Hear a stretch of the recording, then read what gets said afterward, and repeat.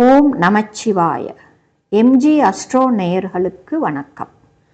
பஞ்சபூதங்களின் அதிபதி சிவபெருமான்.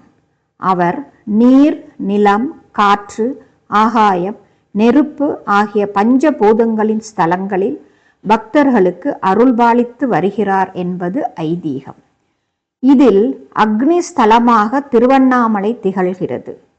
ஏன் திருவண்ணாமலை அக்னி ஸ்தலமாக கருதப்படுகிறது என்று பார்ப்போம். முன்னொரு காலத்தில் பிரம்மதேவருக்கும் விஷ்ணுவிற்கும் யார் முதன்மையானவர் என்று வாக்குவாதம் ஏற்பட்டது. உயிர்களை படைப்பதால் தான் முதன்மையானவர் என்றும், காக்கும் கடவுள் நான் தான், அதனால் தான் முதன்மையானவர் என்று இருவருக்கும் வாக்குவாதம் ஏற்பட்டது. இவர்கள் பிரச்சனையை தீர்ப்பதற்காக சிவபெருமான் ஜோதி ரூபமாக விண்ணுக்கும் மண்ணுக்குமாக காட்சியளித்தார். இருவரிடமும் யார் முதலில் தனது அடியையும் முடியையும் தரிசித்து விட்டு வருகிறார்களோ அவரே முதன்மையானவர் என்று வாக்களித்தார். அதன்படி விஷ்ணு பகவான் வராக அவதாரம் எடுத்து பூமியை துளைத்து கொண்டு சிவனின் பாதத்தை தேடி சென்றார். பிரம்மதேவரோ அன்னப்பறவையாக மாறி ஈசனின் முடியை காண விண்ணை நோக்கி சென்றார்.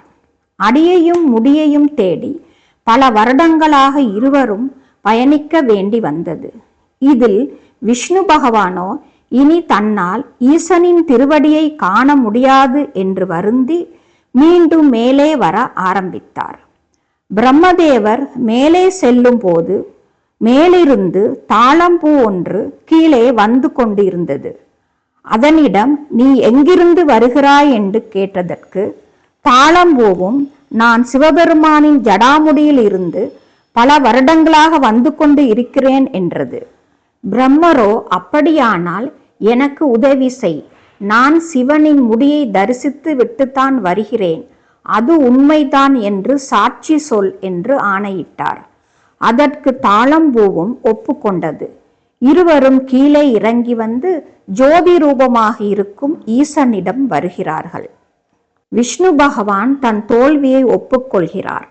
ஆனால் பிரம்மதேவரோ தான் ஈசனின் முடியை தரிசித்து விட்டதாகவும், சாட்சியாக ஈசனின் முடியை அலங்கரித்த இந்த தாளம்பூதான் சாட்சி என்றார். தாளம்பூவும் ஆம், அது உண்மை என்று பொய் சாட்சி கூறியது. கோபமுற்ற சிவபெருமான், பொய் உரைத்த தாளம்பூவே, இனி என் பூஜைகளில் நீ இடம்பெற மாட்டாய், உன்னுள் கருணாகம் குடியிருக்கட்டும் என்று சாபம் இட்டார். அன்று முதல் சிவ பூஜைகளில் தாளம்பூ இடம்பெறுவதில்லை. பிரம்மதேவரிடம் இனி உமக்கு பூலோகத்தில் ஆலய வழிபாடுகள் நடக்காது என்று சாபம் இட்டார். தவறை உணர்ந்த பிரம்மரும் விஷ்ணுவும் சிவனே ஆதி மூலம் என்று பணிந்து வணங்கினார்கள். சிவபெருமான் அக்னி ரூபமாக காட்சி அளித்த இடம் திருவண்ணாமலை. அதனால் திருவண்ணாமலை அக்னி ஸ்தலமாக கருதப்படுகிறது. நினைத்தாலே முக்தி தரும் ஸ்தலம் திருவண்ணாமலை.